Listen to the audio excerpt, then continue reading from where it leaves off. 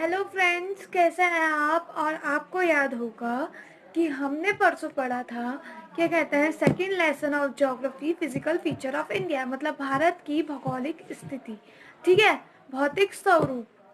तो हमने इसको कंप्लीट किया था, 2 लेसन। हमने इसे 3 पार्ट में डिवाइड किया था, जिसमें से हमने 2 पार्ट्स कंप्लीट कर दिए थे। फर्स्ट हमारा था, कहाँ तक था, हिमालय तक।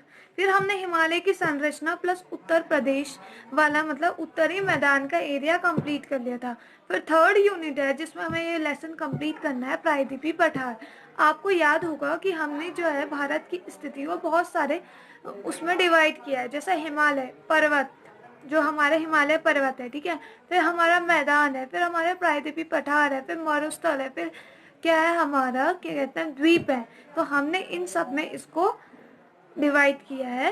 तो अब हमारे ये 2-3 टॉपिक बचे हैं, हम उनको कंप्लीट करते हैं। आई होप आपने एक बार रिपीट किया हो, वरना हम एक बार और रिपीट कर रहे हैं। ओके।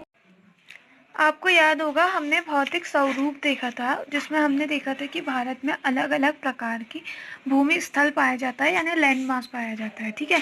जिसमें पर्वत भी होता है, पठार भी होता है, मैदान भी होता है, द्वीप समूह भी होते हैं, ठीक है। अलग अलग तरह के इसमें क्या कहता है, भू आकृति पाई जाती है। और ये जो होती है पुरानी शैलों और चट्टानों से बना होता है। जैसे कुछ संगमरमर के पत्थर बहुत ज़्यादा कठोर होते हैं, जिसका यूज़ हमने कहाँ देखा था, ताजमहल में देखा था। और उसके बाद हमने क्या देखा था, जैसे टैल्कम पाउडर में जो हमारे यूज़ होता है, जैसे सेला खड़ी उसका नाम है, वो बहुत ज़्यादा मुलायम होता है, आपको यूज़ होगा, जो ब्यूटी प्रोडक्ट में भी यूज़ होता है, ठीक है।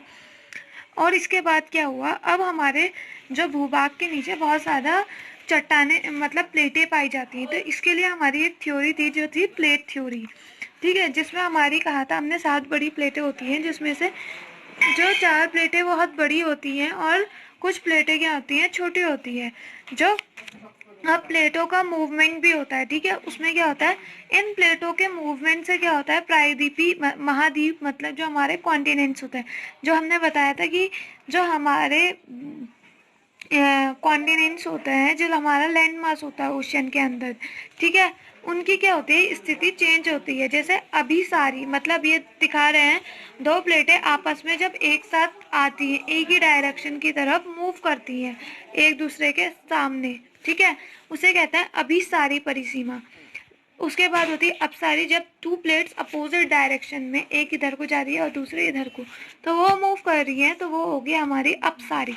देन हमारी होती है रूपांतर, जब दोनों प्लेटें या तो एक ही डायरेक्शन में जा रही हो, या जब जब दोनों प्लेटें आप एक दूसरे के पास आ जाएं, तो या तो टूट जाए, या फिर एक दूसरे के नीचे क्षैतिज, यानी आपको पता था क्या हो जाए, हमारा हमने पढ़ा था वर्टिकल एंड हॉरिजॉन्टल, उसी डायरेक्शन में हो जाए, जो हमारी कहलाएंगी रूपांतरण, ठीक है।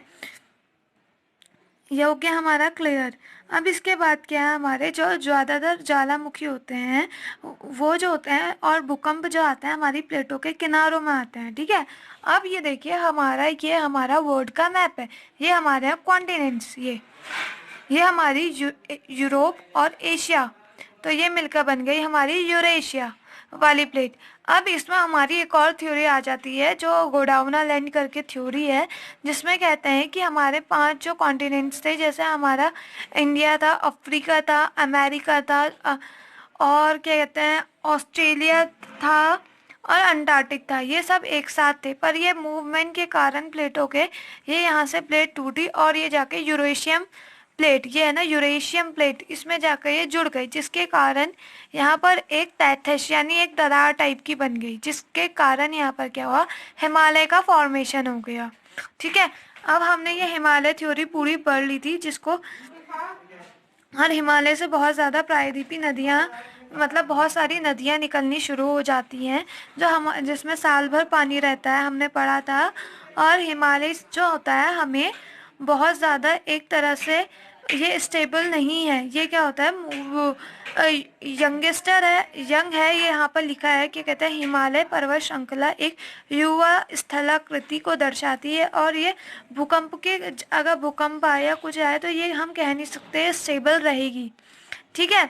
अब हमारा हुआ, ये हिमालय की संरचना को बता रहा था। अब इसमें हमने हिमालय को क्या किया, भौतिक विवरण में हमने हिमालय को 3 पार्ट्स में बांट दिया था, ठीक है।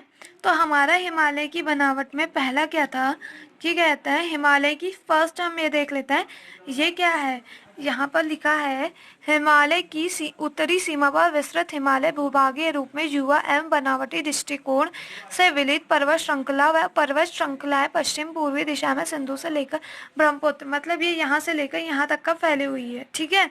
और इसमें क्या होता है, इसकी चौड़ाई जो है यहाँ पर जम्मू कश्मीर वाले रीजन में बहुत ज़्यादा है, और यहाँ पर जो होती है अरुणाचल प्रदेश यहाँ पर कम है। और ये एक नीचे सा पिन जो होता है स्लोप लेकर नीचे को मूव करती है, ये वाली श्रृंखला नीचे वाली। ठीक है। तो इसकी यहाँ से लेकर यहाँ तक का जो लंबाई है ये है 2400 किलोमीटर, और यहाँ की चौड़ाई है 400 किलोमीटर, और अरुणाचल प्रदेश की है 150, अरुणाचल प्रदेश। ठीक है। अब हमने क्या किया है, ये हमारा मैप को दर्शाता है। इस पर हमने एक बार क्या देख लिया था, हिमालय देख लिया था, यहाँ पर से इसकी नदियाँ निकल ली हैं, किसकी सहायक नदी कौन सी है मैं ये क्लियर करती जा रही थी, एक बार और हम मैप में समझ लेते हैं। ठीक है। अब हमने कहा था हिमालय का ये कोराकोरम दर्रा, ठीक है, ये लद्दाख, ये जास्कर श्रेणी, ये हिमालय के ऊपर, ये बीच में शिवालिक, ठीक है, और ये जी निम्न हिमालय। ठीक है। ये ब्रह्मपुत्र की ये नदी जो जा रही है ये तिब्बत में कहलाती है सांगपो। देन फिर ये जब ब्रह्मपुत्र आती है अरुणाचल प्रदेश में ब्रह्मपुत्र नदी कहलाती है इंडिया में, और जब ये गंगा से मिलती है तो ये कहलाती है पद्मा। ठीक है। कहाँ पर नहीं मिलती है, बांग्लादेश में। और फिर ये नीचे जाकर क्या करते हैं, डेल्टा का क्रिएशन करते हैं, और यहाँ पर क्या बना देते हैं, डेल्टा बनाते हैं और बंगाल की खाड़ी में गिर जाते हैं। अब किसकी सहायक नदी कौन सी है, ठीक है, इसको भी क्लियर कर लेते हैं। जैसे सिंधु, सिंधु कहाँ निकलते हैं, कैलाश श्रेणी से, यहाँ से निकलती हुई इंडिया में 20% इसका जल का सप्लाई होता है। ठीक है। इसकी भी एक थ्योरी है, वो हम पढ़ेंगे। और इसके बाद सिंधु की जो ये नदियाँ हैं कौन कौन सी है, सिंधु, झेलम, रावी, सतलज, ठीक है, सिंधु नदी। अब उसके बाद क्या है, गंगा की, यमुना, गंगा, घाघरा, गंडक, कोसी। ठीक है। कोसी को बिहार का शोक भी कहा जाता है। ठीक है। अब ये हमारा हो गया है। और ये सोम नदी जो है ये अपोजिट डायरेक्शन में बहने वाली फर्स्ट नदी है। ठीक है। नीचे को बहती है ये। अब हमारा इतना हमने पढ़ लिया था, इसके बाद हमारी कुछ चोटियाँ थी, इसको आप देख लीजिएगा। अब महान हिमालय, अब क्या है, महान हिमालय की विलय प्रकृति असममित हिमालय के एक भाग को कोट ग्रेनाइट, मतलब जो उपहार की जो श्रृंखलाएं हैं ये बहुत ज़्यादा मजबूत होती है। महान हिमालय की श्रृंखलाएं जो हमारे लद्दाख वाली श्रेणी में पाई जाती है, और इनकी ऊंचाई कम से कम होती है 6000। ठीक है। और ये आधी जो बड़ी श्रृंखला हैं वो कहाँ पाई जाती है, हमारी नेपाल में। ठीक है। अब ये हमारा हो गया था, हिमालय की सबसे भारी श्रृंखला को शिवालिक कहा जाता है। इसकी चौड़ाई 10 से 50 किलोमीटर तथा ऊंचाई 900 से 1100 मीटर के बीच की होती है। श्रृंखलाएं, यह श्रृंखला उत्तर, ठीक है, उत्तर में स्थित मुख्य हिमालय की श्रृंखला नदियों द्वारा लाई गई असंगठित ये क्या कह रहा है आप, अवसाद से बनी होती है। ये क्या होती है, इनकी इतनी चौड़ाई होती है। भारी हिमालय की श्रृंखला को शिवालिक कहा जाता है। और यह जो मिट्टी लाती है उससे क्या बनती है, जलोढ़ मृदा बनती है। और जलोढ़ मृदा से आपको पता है क्या बनता है, हमारा उत्तरी मैदान बनता है। और इसके लंबवत जो दून घाटी बहती है, दून के घाटी को दून के नाम से जाना जाता है। 3 प्रसिद्ध दून होता है, देहरादून आपको पता है उत्तराखंड में आता है, कोटली दून और पाटली दून। ठीक है।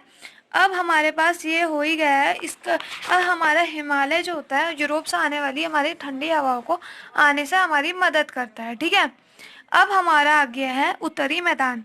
जैसा आपको पता है कि हमारा उत्तरी मैदान मुख्य 3 नदियों से बना है, सिंधु, गंगा और ब्रह्मपुत्र। इनकी सहायक नदियों से लाखों टाइम से जब हमारी क्या हुआ, हिमालय से नदियां निकलनी हुई तो मिट्टी जमा होती गई। अब मिट्टी जमा होती गई तो एक मैदान का यानी द्रोणी का निर्माण कर दिया, जिसके कारण क्या होता है, आज वो मैदान बहुत ज़्यादा उपजाऊ हो चुका है। ठीक है। जो क्या जलोढ़ मृदा से बना हुआ है। इतना हमने पढ़ लिया था। ये क्या, उत्तरी पर्वतों से निकलने वाली नदियां निरपेक्ष कार्य में लगी हुई है। नदी से निचले भागों में ढाल कहीं कम होने के कारण नदी की गति कम हो जाती है, मतलब ऊपर से नीचे आ रही है और फिर रुक जाती है, जिसके कारण नदी की कमी क्या हो जाती है, कम हो जाती है। ठीक है, अब हमने यहाँ पर यही बता रहा है कौन सी नदी को क्या क्या कहते हैं, हमने ये मैप में पढ़ लिया है। अब हमारा आज का लेसन शुरू हो रहा है प्रायद्वीपीय पठार। आप फ्रेंड्स गौर से पढ़िएगा, देखिएगा प्रायद्वीपीय पठार क्या होता है। प्रायद्वीपीय पठार एक मेज के आकृति वाला स्थल होता है, मतलब एक पत्थरों से बना हुआ एक संरचना होती है। ठीक है, क्रिस्टलीय अग्नि एवं रूपांतरित शैलों से बना होता है, शैल चट्टान इनसे बना होता है। यह गोडावना भूमि से टूटने एवं अफवाह के कारण बना था। यही कारण है कि यह प्राचीनतम भूभाग का एक हिस्सा है। इसका पठारी भाग चौड़ा और छिछली घाटियों एक गोलाकार पहाड़ी है। ठीक है, इसमें ये क्या कहता है, हमने गोंडवाना लाइन की थ्योरी अभी रिपीट कर दी थी, उसी के कारण ये बना हुआ है, क्योंकि मूवमेंट हुआ इंडिया का कहाँ पर आ गया, यूरेशियन प्लेट में, तो यहाँ से मूवमेंट के कारण ये बना और एक गोलाकार पहाड़ी बना दी, जो हमारा क्या है, इस पठार को दो मुख्य भागों में हमने डिवाइड किया है। पहला है मध्य उत्तर भूमि और दूसरा है दक्कर का पठार। ठीक है, पठार नर्मदा नदी के उत्तर में प्रायद्वीपीय पठार का वह भाग जो कि मालवा के पठार के अधिकतर भागों में फैला हुआ है। आपको पता है नर्मदा नदी कहाँ है, नर्मदा नदी जो है गुजरात वाले रीजन में है। ठीक है, ये वाला जोन, ये जो है ये पठार दिखा रहे हैं, ये श्रेणियां द्रोणी। ठीक है, नर्मदा नदी के कारण, और यहाँ पर लिखा आ रहा है दक्कर का पठार। ठीक है, तो यही हम इसी डायरेक्शन में जाते हुए इस संरचना को समझाएंगे। ठीक है, जो कि मालवा के पठार का अधिकतम भागों में फैला हुआ है। ये थोड़ा सा हल्का सा कंफ्यूजिंग है पर इजी है, डोंट वरी। ठीक है, उसे मध्य उच्च भूमि के नाम से जाना जाता है। विंध्य श्रृंखला दक्षिण से सतपुड़ा श्रृंखला तथा उत्तर पश्चिम में अरावती से घिरा हुआ है। ठीक है, अरावली पत्थर से घिरा हुआ है। अब इसमें बहुत सारी हमारी श्रृंखलाएं पाई जाती हैं, जैसे कहाँ गई है ये अरावली श्रृंखला, विंध्य और सतपुड़ा श्रृंखला, इससे हमारा घिरा हुआ है। ठीक है, कौन सी डायरेक्शन में है ये हम इसको यहाँ से पढ़ रहे हैं। ठीक है, पश्चिम में धीरे धीरे राजस्थान में बलुई और पथरीली मरुस्थल से मिल जाता है, और ये जो होता है बाद में क्या होता है, हमारा क्या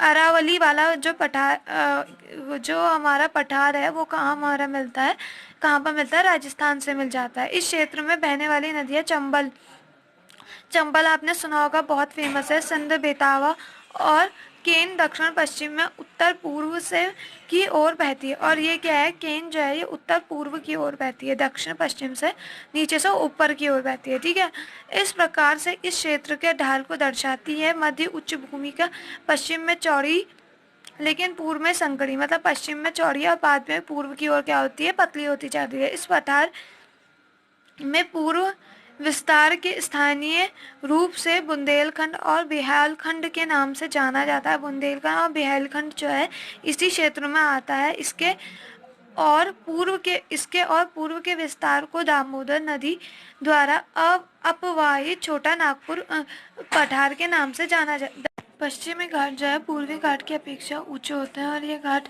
के 1600 मीटर की औसत ऊंचाई की तुलना में पश्चिम के घाट जो होते हैं, अब ये क्या कह रहा है, हमारे पश्चिमी घाट जो होते हैं वो ऊंचाई में लंबे होते हैं, और पूर्वी घाट जो होता है हमारे 900 से 1600 किलोमीटर की ऊंचाई में होते हैं। ठीक है, यानी वो ऊंचे होंगे और ये पतले होंगे। पूर्वी घाट का विस्तार सतत नहीं है या अनियमित, मतलब पूर्वी घाट जो है वो विस्तार होगा या नहीं होगा कुछ पता नहीं। एवं बंगाल की खाड़ी में गिरने वाली नदियाँ इसको काट दिया है। पश्चिमी घाट का पर्वतीय वर्षा होती है। पश्चिमी घाट में क्या होती है, पश्चिम आपको पता है इधर होता है, पूर्व इधर होता है। ठीक है, पश्चिम की डायरेक्शन यानी नर्मदा की साइड हमारी क्या होती है, पर्वतीय वर्षा होती है। ठीक है, यह वर्षा घाट के पश्चिमी ढाल पर आर्द्र हवा से टकराकर ऊपर उठने के कारण होती है। मतलब ये क्या कह रहा है, यहाँ पर वर्षा इसलिए होती है क्योंकि ये क्या होती है, नमी होती है मौसम में। आर्द्र मतलब होता है ह्यूमिडिटी। ठीक है, जो मॉइस्चर होता है उसके कारण वो जो होता है जब वो चट्टान से टकराता है तो वहीं पर ही टकरा कर जो होती है बिखर जाती है, और उसके रूप में क्या होता है, बादल से वर्षा हो जाती है फट के। ठीक है, मतलब बादल से वर्षा हो जाती है, फटता नहीं है वो। फिर हमारा है यह वर्षा घाट के पश्चिमी ढाल के आर्द्र हवा से टकराकर उत्तर के ऊपर उठने के कारण होती है। पश्चिमी घाट में विभिन्न स्थानीय नामों से जाना जाता है। पश्चिमी घाट को मतलब अलग अलग उसके नाम है, उनसे जाना जाता है। पश्चिमी घाट की ऊंचाई उत्तर से दक्षिण की ओर बढ़ती है, मतलब उत्तर से दक्षिण, यानी उत्तर में कम होगी और दक्षिण में अधिक होगी। ठीक है, इस भाग के शिखर ऊंचे होते हैं, जैसे कि अनाई मुंडी 2695 मीटर। ठीक है, टोंडा बेटा 2633 मीटर। पूर्वी घाट का सबसे ऊंचा शिखर महेंद्र गिरी। ये आपके लिए इम्पोर्टेंट है कि पूर्वी घाट का सबसे ऊंचा शिखर क्या है, कौन सा है, महेंद्र गिरी है, जो 1500 मीटर की है। पूर्वी घाट के दक्षिण पश्चिम में शेवराय तथा जावेडी की पहाड़ियाँ स्थित हैं। ठीक है, जिसके ऊटी के नाम से जाना जाता है। अब ये वही है, इसमें क्या है, मेन क्या है, पायदेपी पठार की एक विशेषता यह पाई जाने वाली है, यहाँ क्या पाई जाती है, काली मिट्टी। अब आपको पता है काली मिट्टी जो होती है वो कपास के लिए बहुत ज़्यादा बेनिफिशियल होती है। ठीक है, जिसे दक्कड़ ट्रैम्प के नाम से भी जाना जाता है। इसकी उत्पत्ति किससे हुई थी, ज्वालामुखी के से हुई थी, इसलिए इसमें शैल अग्नेय है। वास्तव में इस शैल का समय के साथ आपदन होता है, आपदन हुआ है, मतलब ये क्या हुआ है, ये शैल जो होती है समय जब इसमें शैलों का या जिसके साथ भी है, मतलब ये आपदन मतलब कम होती जा रही थी। इसमें काली मृदा का निर्माण हुआ है, मतलब टूट टूट कर अलग होती जा रही थी, जिससे हमारी क्या हुआ, ब्लैक मिट्टी बनी है। अरावती की पहाड़ियाँ प्रायद्वीपीय पठार पश्चिम एवं उत्तर पूर्वी किनारे में स्थित है। अरावली की पहाड़ियाँ हमें पता है कहाँ स्थित है, प्रायद्वीपीय पठार के पश्चिम एवं पूर्वी पश्चिम किनारे में स्थित है। ये बहुत अधिक आपतित एवं खंडित पहाड़ियाँ हैं, मतलब ये क्या हुआ, बहुत ज़्यादा आपतित और बहुत ज़्यादा छोटे छोटे टुकड़ों में टूट गई है, यानी खंडित पहाड़ियाँ हैं। ये गुजरात से लेकर दिल्ली तक दक्षिण तथा दक्षिण पश्चिम एवं उत्तर पूर्व दिशा में फैले हुए हैं। दक्षिण से पश्चिम तक, उत्तर से पूर्व तक फैली हुई है। क्या है भारतीय मरुस्थल, क्या होता है, अब भारत का मरुस्थल क्या है, अरावली पहाड़ी के पश्चिम किनारे। आपको मैंने बताया था अरावली पहाड़ी का है, हमारे राजस्थान को जो टच करती है। ठीक है, वो किनारे में थार का मरुस्थल, एक बार हम देख लेते हैं फिर से। ये है हमारी अरावली पहाड़ी और ये वाला हमारा भारतीय मरुस्थल। ठीक है, तो हाँ देखिए, अब भारतीय मरुस्थल क्या होता है, अरावली की पहाड़ी हमने पढ़ी थी कि वो कहाँ पर स्थित है, मरुस्थल जो हमारे क्या होता है भारतीय मरुस्थल। आपको पता है हमारा राजस्थान वाला एरिया जो है वो मरुस्थल से घिरा हुआ है, तो उसको ये एरिया जो होता है कवर करता है। ठीक है, मरुस्थल यह एक बालू के डिब्बों से ढका एक तरगीत मैदान है, इस वर्ष में प्रत्येक वर्ष 150 मिमी से भी कम वर्षा होती है। मतलब ये क्या कहता है, बहुत ज़्यादा ड्राई एरिया और यहाँ पर जो रेन की परसेंटेज है वो बहुत ज़्यादा कम है। इस शुष्क जलवायु वाले क्षेत्र में वनस्पतियाँ बहुत कम होती है। अब जब पानी नहीं होगा तो वहाँ की मरुस्थलियाँ कॉमनली क्या होती है, बहुत ज़्यादा कम होती है, और वहाँ ऐसे पौधे होते हैं जो पानी को क्या कहता है, अपने अंदर रोक लेते हैं। ठीक है, वर्षा ऋतु में यहाँ कुछ सरिताएं दिखती हैं, मतलब जब बारिश होती है तो कभी कभी कुछ पानी की सरिताएं, मतलब पतली पतली नहर टाइप की कुछ दिखती हैं। ठीक है, और इसके बाद वे बालू में विलीन हो जाती है, मतलब थोड़े टाइम बाद ही वो क्या होती है, बालू में चले जाती है और दिखाई नहीं देती। पर्याप्त जल नहीं मिलने से से वे समुद्र तक नहीं पहुँच पाती हैं। केवल लूनी ही इस क्षेत्र में सबसे बड़ी नदी है। सबसे बड़ी नदी राजस्थान की कौन सी है, मतलब मरुस्थल वाले एरिया में, वह लूनी नदी, क्योंकि ये पूरी क्या होती है, समुद्र से मिल जाती है। ठीक है, बरकान क्या, अर्ध चंद्राकार बालू का टीला का विस्तार बहुत अधिक क्षेत्र पर हुआ है, लेकिन लंबवत टीले भारत पाकिस्तान सीमा के समीप प्रमुखता से पाए जाते हैं। मतलब क्या कह रहे हैं, जो चंद्राकार टीले हैं वो कहाँ पाए जाते हैं, ज़्यादातर भारत और पाकिस्तान की, क्योंकि आधा मरुस्थल हमारा पाकिस्तान की साइड भी है। ये देखिए, यह हमारा भारतीय मरुस्थल। यदि आप जैसलमेर जाएं तो बरकार के समूह देख सकते हैं। बरकान मतलब जो वहाँ पर छोटे छोटे पहाड़ टाइप के होते हैं। ठीक है, ये रेत के पहाड़ होते हैं। और ये क्या होता है, तटीय मैदान। अब हमारे तटीय मैदान क्या होते हैं, जो हमारे वाटर के निकट में पाया जाने वाला एरिया जो होता है वो क्या होता है हमारा तटीय मैदान। प्रायद्वीपीय पठार के किनारों में संकीर्ण, प्रायद्वीपीय पठार के किनारों में संकीर्ण मतलब पतला सा तटीय पट्टियों का विस्तार होता है। ये पश्चिम में उत्तर अरब सागर से लेकर पूर्व में बंगाल की खाड़ी तक। अब आपको मैंने पहले बताया था स्थल और तटीय, तो ये वाला एरिया जो होता है ये वाटर के भी कांटेक्ट में आता है और स्थल यानी लैंड मास के भी कांटेक्ट में आता है। तो ये वाला एरिया जो होता है ये हमारा होता है तटीय, और इसका ये क्या होता है अरब सागर से लेकर बंगाल की खाड़ी तक क्या होता है पूरा विस्तार होता है। पश्चिमी तट, पश्चिमी घाट तथा अरब सागर के बीच स्थित एक संकीर्ण मतलब पतला सा क्षेत्र है। ठीक है, पश्चिमी तट से पूर्वी उस तक ये पूरा क्या है एक संकीर्ण पतला सा क्षेत्र है।